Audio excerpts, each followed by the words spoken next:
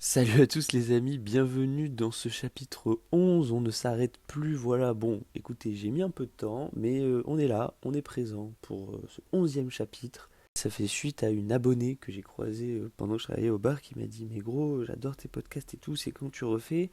Et au début j'étais en mode «Non, vas-y frère, j'ai besoin d'un nouveau micro et tout», et au final elle m'a dit «Mais non, mais t'inquiète, c'est pas la peine, ton micro iPhone un peu nul, il marche très bien, juste on veut des podcasts.» Du coup, here I am pour ce chapitre 11 qui va parler d'un sujet qui me tient beaucoup à cœur. En fait, il va plutôt parler de deux sujets, enfin de deux phrases philosophiques qui, combinées, je trouve, font un doux mélange. J'en avais fait un TikTok où j'avais juste exprimé cette phrase sans trop l'expliquer, et je me suis dit qu'un TikTok de 2 minutes ça suffisait pas, alors voilà le chapitre 11.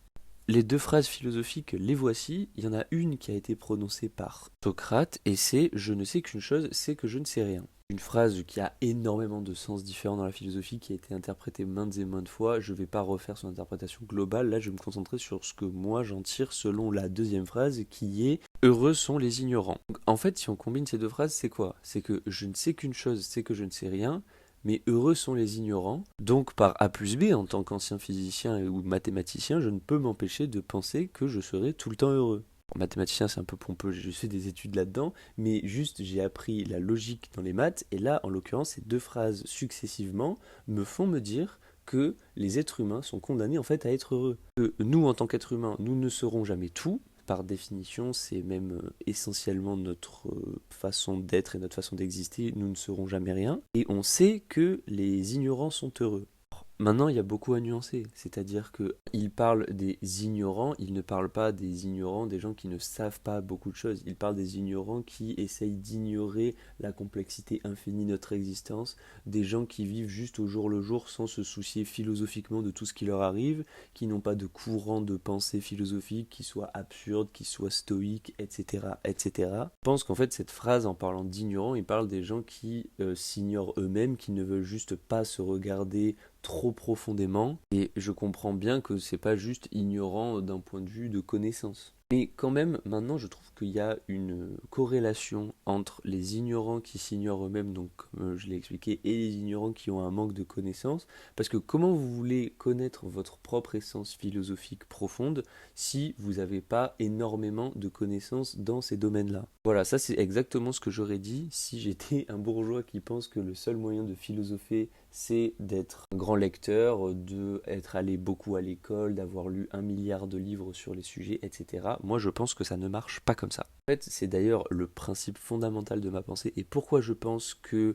heureux sont les ignorants, et vu que je ne sais qu'une chose, que je ne sais rien, c'est que nous serons tout le temps heureux, que en fait, je pense que nous sommes tous ignorants, que nous ayons lu absolument toutes les pléiades de tous les philosophes et de tous les grands littéraires au monde dans notre vie, ou non. Parce que, par exemple, si vous me demandez d'aller chercher quelqu'un qui a l'expérience de la vie réelle, qui a l'expérience de la dureté, qui a l'expérience, par exemple, de la lutte des classes, je ne vais pas aller vous chercher quelqu'un qui a lu l'entièreté du Capital de Marx, je vais aller vous chercher un ouvrier qui travaille dans le bâtiment depuis 40 ans. Vous allez me dire oui, mais il n'aura pas la notion de lutte des classes, il aura peut-être même pas la notion de classe, mais il sera quand même énervé que son patron qui arrive tous les jours en costard gagne 10 fois plus que lui. Même si vous me demandez d'aller vous chercher quelqu'un qui a conscience parfaitement de l'absurdité totale de la vie, je vais pas aller vous chercher un philosophe dans les grandes écoles françaises, je vais aller vous chercher un mec en boîte de nuit. Il n'y a rien de plus absurde sur Terre que le concept de boîte de nuit. Enfin, je veux dire, rendez-vous compte à quel point ce concept n'a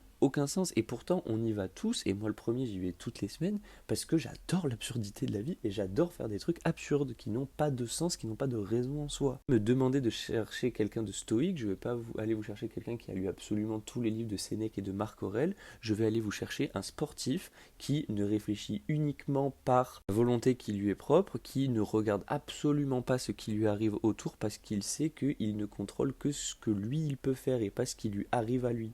Vous avez saisi le pattern. En fait, quand je vous dis que cette lecture n'est pas obligatoire pour arriver à un certain éveil philosophique, bien ce qui prouve que cette phrase «Heureux sont les ignorants, et vu que je ne sais que chose, que je ne sais rien, nous serons tous heureux toute notre vie», elle peut être vraiment réelle. Maintenant, il y a plusieurs problèmes. Déjà, selon moi, le premier problème, c'est que le terme ignorant, il fait mal. il fait mal à l'ego, on n'a pas envie d'être ignorant. En tant qu'être humain, depuis qu'on existe, c'est notre essence même, on veut tout savoir.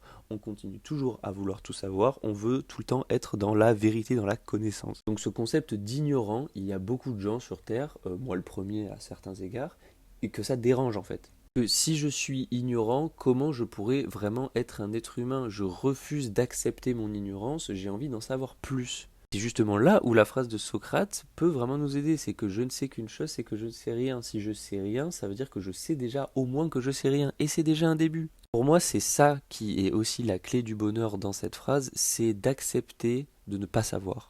Tout simplement, la clé du bonheur, c'est l'humilité. Et ça fait des décennies que je dis ça, enfin 2 décennies en l'occurrence vu que j'ai 23 ans. Ça fait une paye que je dis ça et que les gens sont à chaque fois là à me dire « Louis, tu n'as pas assez confiance en toi. Oui, il faut que tu crois en toi parce que personne croira en toi à ta place. C'est très important, Beliève, croire en vos rêves et tout. » Enfin, ça m'énerve.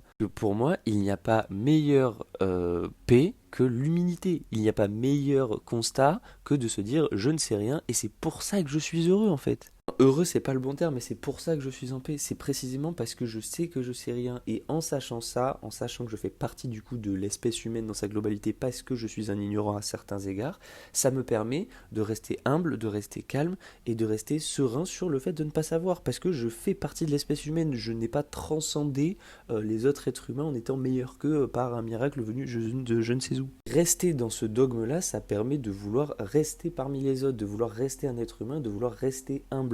C'est un peu comme si vous arrivez dans une conversation et que vous partagez votre passion avec quelqu'un. Moi, par exemple, je prends l'exemple de la photographie. Je partage ma passion de la photographie avec quelqu'un avec qui j'arrive en terrasse. Ben, s'il commence à essayer de rentrer dans une guerre d'ego, par instinct humain de compétition, je vais le suivre, mais très vite, je vais essayer de me mettre en retrait en me disant, écoute, je ne sais qu'une chose, c'est que je ne sais rien. En l'occurrence, je ne sais pas à quel point cette passion est importante pour toi, je ne sais pas combien tu as fait d'études, je ne sais pas comment elles sont tes photos, donc je ne veux pas rentrer dans une guerre d'ego, et c'est là où l'humilité par l'ignorance peut être intéressante pour moi. Faut pas non plus rentrer dans une espèce d'ignorance sarcastique où on se sent supérieur parce qu'on est là en mode non mais allez c'est bon, toi tu crois tout savoir, moi je sais mieux que toi donc je vais me taire. Non, c'est pas ça le but. C'est vraiment en tout bien, tout honneur, en toute humilité et en toute franchise dire quand on ne sait pas. Et c'est aussi là où c'est important, c'est de dire quand on sait. Si quelqu'un se trompe sur une phrase philosophique qui vous tient à cœur, si quelqu'un se trompe sur une date qui vous tient à cœur, sur un fait social qui vous tient à cœur, enfin peu importe, c'est votre devoir, si vous le savez, de corriger.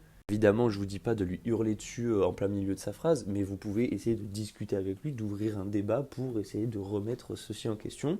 Et c'est pour ça que l'ignorance des êtres humains, elle est aussi à prendre comme une chance. À certains égards, c'est une chance de ne pas savoir, parce que déjà, c'est une chance d'apprendre, et apprendre, c'est toujours mieux que de savoir, en tout cas selon moi. Et c'est aussi une chance de ne pas savoir, parce que ça peut vous permettre aussi de rester donc dans l'humilité et dans le silence. Et le silence, pour moi, c'est l'une des choses les plus importantes dans ce concept-là dont je vous parle depuis tout à l'heure, à savoir que je ne sais qu'une chose, c'est que je ne sais rien, mais si les ignorants sont heureux, alors nous serons tous heureux. Et le silence, quand on apprend à se taire, quand on apprend à écouter et quand on apprend à du coup être un ignorant, parce que ce qui définit pour moi un ignorant en premier lieu, c'est la parole, ou non d'ailleurs du coup. Que quand vous êtes un ignorant, vous avez deux possibilités. Soit vous essayez de masquer votre ignorance par honte de celle-ci, et dans ce cas-là vous parlez beaucoup trop.